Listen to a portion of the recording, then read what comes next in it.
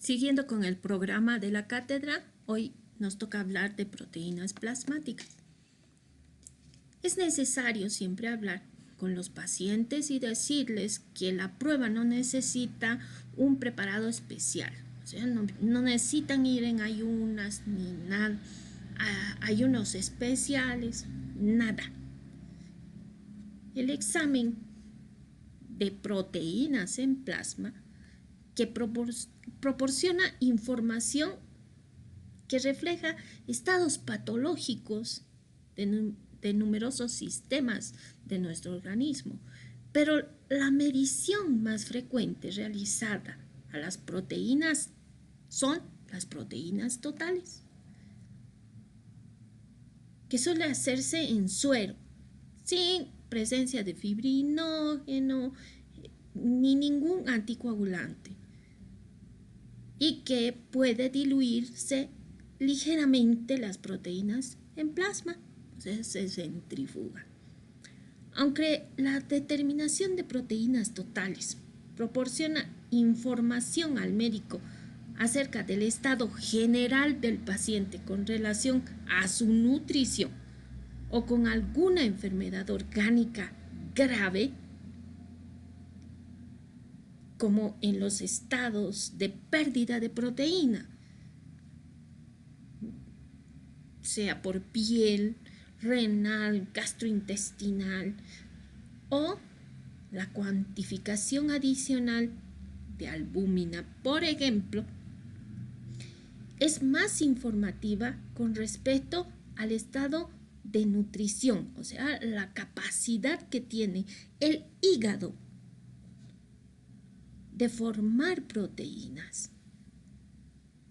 o informarnos, si la albúmina está muy baja, de una nefropatía o enteropatía con pérdidas de proteínas. Ahora, el médico, gracias a estos niveles que pide, le permite interpretar también niveles de calcio y magnesio. ¿Por qué? Porque tanto el calcio como el magnesio, están unidos o se fijan a la albúmina alrededor de la mitad de cada uno de estos iones. Entonces, el cálculo, a diferencia de la proteína total, la albúmina representa un valor para todas las globulinas, una mezcla de otras fracciones también que individualmente pueden elevarse varias veces en trastornos muy graves.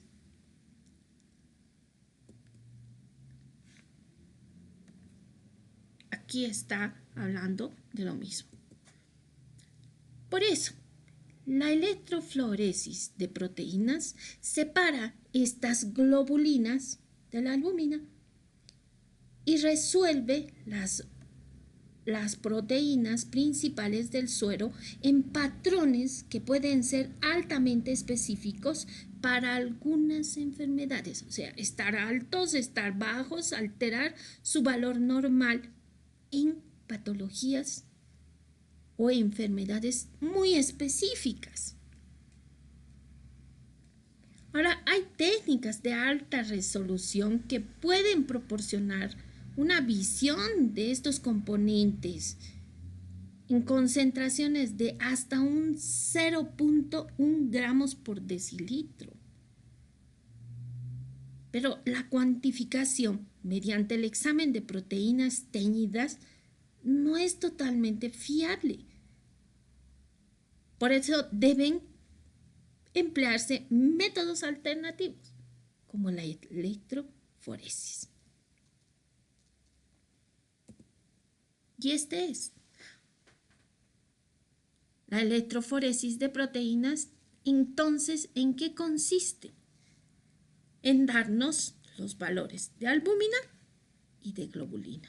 Y estas, ¿no?, Y estas fracciones individualmente nos van a dar alta información. Pero vamos a ir viendo poco a poco. Ahora, como estas fracciones o estas moléculas también tienen propiedades eléctricas específicas. Por eso, en esta prueba, ¿no?, se someten a un campo eléctrico y es posible separarlos en función no solo de su tamaño, sino también la forma y principalmente la carga eléctrica. Y así, gracias a esta distribución y la cantidad que tiene, nos da la existencia de enfermedades viendo los valores de todos los que están aquí abajo. Pero, ¿qué son las proteínas? Si nosotros nos vamos más a lo básico, el esqueleto de las moléculas proteicas, ¿qué es? Es una cadena continua de átomos de carbono y nitrógeno, que están unidos mediante enlaces peptídicos y entre aminoácidos adyacentes. En un extremo, entonces, hay un grupo amino libre. Eso se llama amino terminal. Y en el otro extremo, ¿ya?, está el otro grupo que es carboxilo libre, el carboxilo terminal. Mientras que el esqueleto del péptido es cualitativamente invariable entre las diferentes proteínas. Son diferentes. Cada una de ellas, entonces, su longitud total es equivalente al número total de aminoácidos que se encuentran en una determinada proteína. Por eso, cada proteína tiene su identidad estructural en virtud a los grupos laterales o a los aminoácidos constituyentes de esta molécula. Ustedes saben que el peso molecular medio de un aminoácido es 120 daltons. Entonces, las proteínas séricas tienen un tamaño que puede variar de 66, porque es menos que un aminoácido, a más de 700 kilodaltons. Entonces, todo lo hace gracias a estas cadenas laterales de aminoácidos que se agrupan convencionalmente de acuerdo a la naturaleza química del componente. Y listo.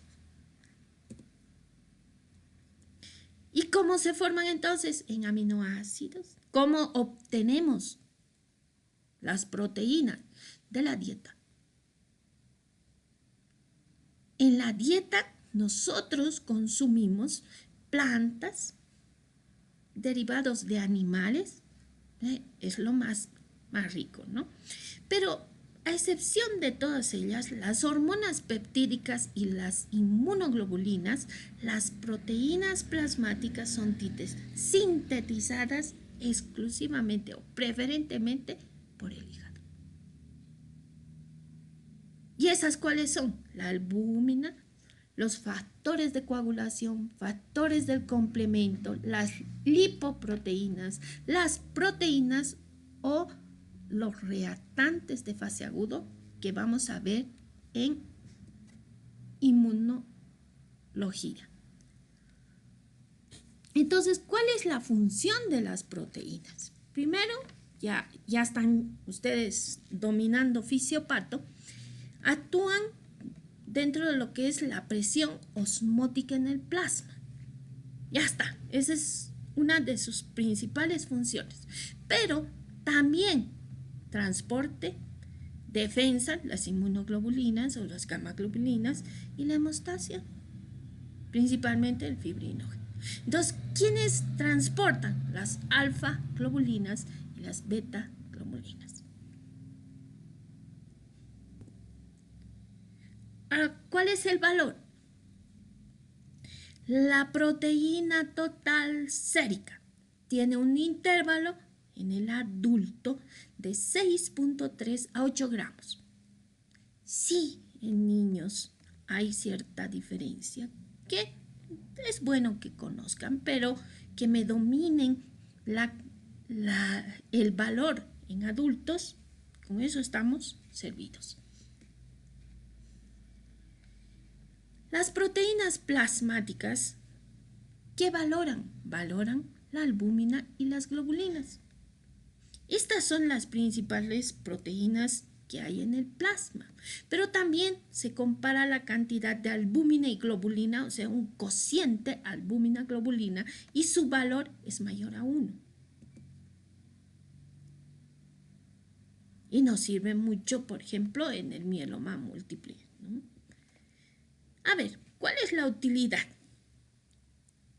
Nosotros hacemos el pedido bioquímico o química sanguínea y pedimos específicamente niveles de proteínas. Entonces, con lo que ya hemos hablado, vamos a diagnosticar enfermedades que afecten al hígado. No hay formación. Enfermedades que afecten al riñón, por eso hay proteinuria, se llama, eliminación de proteínas por el riñón. Enfermedades a nivel de la médula ósea, sí, pueden. Luego también su cribado nos va a dar las deficiencias alimentarias y gamapatías. Pero ¿cómo interpretamos los resultados? La albúmina, listo, que es la proteína más grande que tenemos y es la más importante. Se distribuye en los líquidos corporales y en el hígado. ¿Cuál es la vida media? 20 días. O sea, el hígado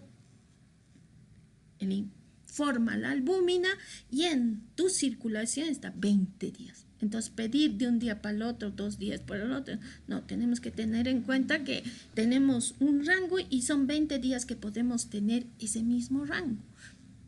Pero si estamos pensando en una enfermedad que me elimine proteínas por vía enteral o renal, tal vez esto sea menos, ¿no? Ahí te das cuenta. Estos son los valores normales.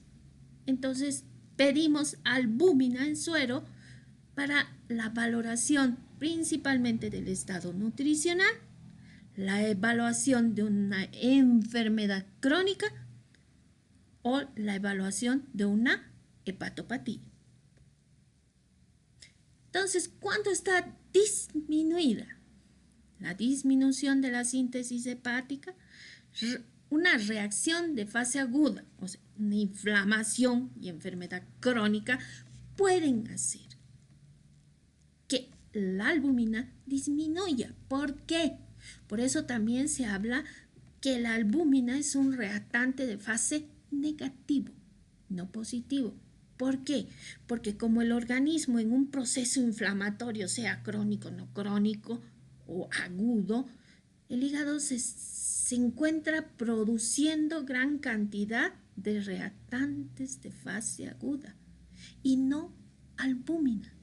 Entonces la albúmina baja. Por eso es un buen marcador. Pero sigamos. Otro, pérdida aumentada en la superficie corporal. ¿Como cuándo? Cuando hay quemaduras extensas. En el catabolismo aumentado, ¿no? Esos pacientes que están en estrés, sea cual sea la causa, pero un estrés muy importante. Y el aumento del volumen plasmático. Disminución. Seguimos. Entonces, hablemos del un poco más detallado. Disminución de la síntesis hepática. Ya, hepatopatías agudas o crónicas. Desde alcoholismo, cirrosis, hepatitis, que es agudo. Pero como en la foto, ¿no? que hemos visto antes de este niño desnutrido. Hipoabsorción, desnutrición, los ayunos, esos prolongados, en la amiloidosis, en enfermedades crónicas, en la diabetes mellitus, hipotiroidismo, insuficiencia suprarrenal y la analbuminemia congénita. Pero si hay reactantes de fase aguda aumentados, inflamación, yo qué sé, ¿cuándo? Les he dicho, ¿no? Si tú tienes aumento de reactantes de fase aguda, baja o disminuye los niveles de albúmina. Listo, ¿cuánto puedes ver esto? Y es un factor de riesgo para ver cómo está yendo tu paciente. En infecciones bacterianas, en gamapatías monoclonales o otras neoplasias, en parasitosis, úlcera péptica, en inmovilización prolongada, en enfermedades reumáticas, obviamente, y enfermedades cutáneas graves. Cuando hay una pérdida aumentada de superficie, cosa que produce una disminución de la albúmina, ya les he dicho, quemaduras, eso es lo más común. En enteropatías relacionadas con sensibilidad a otras sustancias o sustancias ingeridas, como el gluten. Ahí está el gluten. Fístulas entéricas, hemorragias, nefropatías, hidratación rápida o hiperhidratación que produces a los pacientes en la toracocentesis o paracentesis o traumatismos por aplastamiento. Cuando hay un catabolismo aumentado, fiebre. En la enfermedad de Cushing. En la preeclampsia. ¿Qué es la preeclampsia? Es el aumento de la presión arterial en la mujer embarazada. Disfunción tiroidea y procesos cancerosos. Por eso todos los pacientes con un cáncer empiezan a enflaquecer, ¿no? Otro, aumento en el volumen plasmático. ¿Cuándo tienes aumento en el volumen plasmático? En la insuficiencia cardíaca congestiva, el uso de anticonceptivos orales y obviamente el embarazo.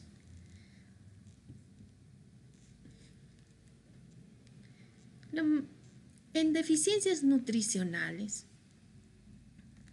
el kwashiorkor y el marasmo. Por ejemplo, el dibujo es de un marasmático. Entonces, desnutrición. O el kwashiorkor, el niño desnutrido gordito, ¿no? Síntesis proteica, ahí está. Enfermedades hepáticas graves, hepatopatía grave, una insuficiencia hepática, una A-gamma globulinemia, las pérdidas aumentadas que ya hemos hablado, el catabolismo, que también hemos hablado como un resumen esto, y dilucional, algo que no hemos visto, que es el SIHAT, síndrome inadecuado de hormona antidiurética. Entonces, del cerebro sale una hormona que es la hormona antidiurética. No tienes mucha diuresis. Entonces, aumentas esta hormona y resulta que tu diuresis es mínima y acumulas mucho líquido. O le estás dando muchos líquidos por vía endovenosa. El tercer trimestre también del embarazo, cuando la mujer se ve pues edematizada, pero es algo fisiológico. La electroforesis de proteínas séricas es un método, ya hemos hablado un poquito, de separación física de las moléculas proteicas en función a su carga eléctrica. Entonces, este patrón de electroforesis de proteínas plasmáticas se hace en un gel de agarosa. Está formado por 5 fracciones. Miren, 1, 2, 3, 4 y 5, uno chiquitito. 5 fracciones, cada una de las cuales está compuesta por numerosas especies individuales.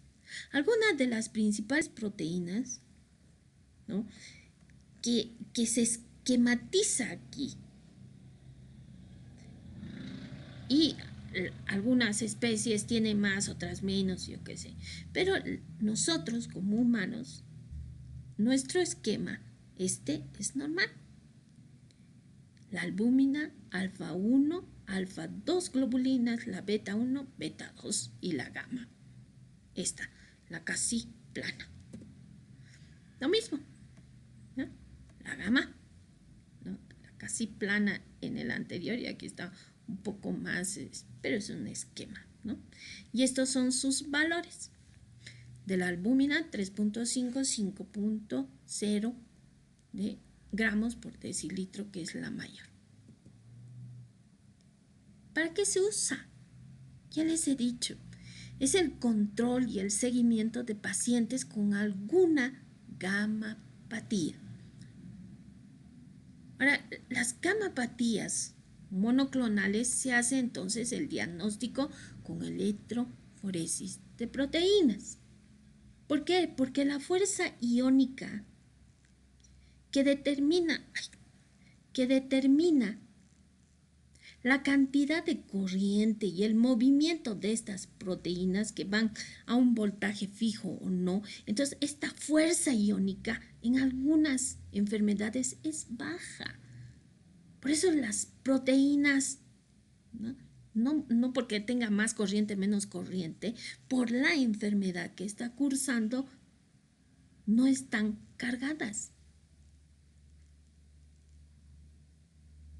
Entonces, si la fuerza iónica es alta, se conduce menos corriente por las proteínas y se desplazan pues a una distancia entonces más corta.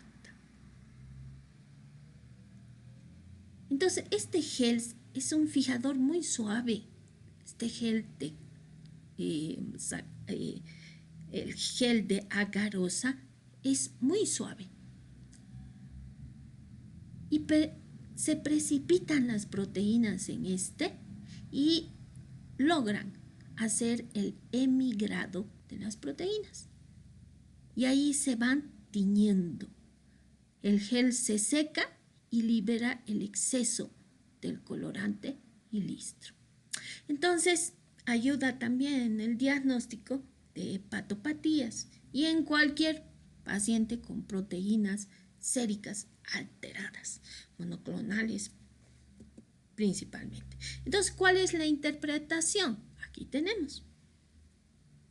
Cuando está aumentado, hemos dicho, ¿no? Esto es lo que vamos a ver en la electroforesis de proteínas séricas.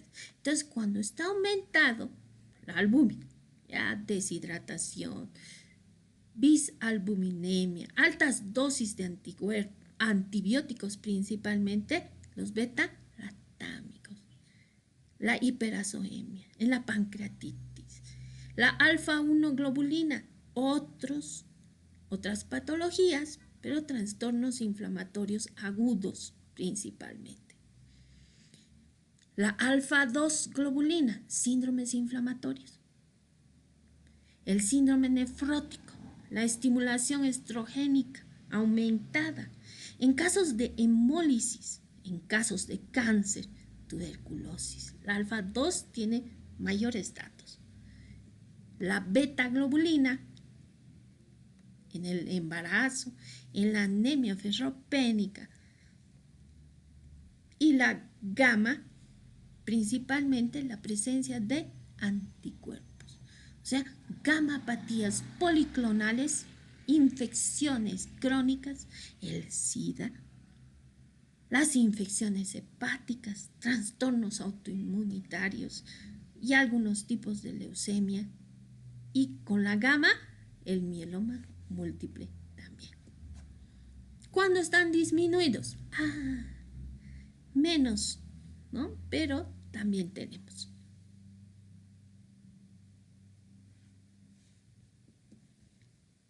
En resumen, entonces, la electroforesis detecta muy bien el mieloma múltiple. Evalúa la hipogamaglobulinemia, detecta también una posible situación de malnutrición en tu paciente y es un complemento diagnóstico en diferentes situaciones clínicas como enfermedades autoinmunes o cáncer. Muchas gracias.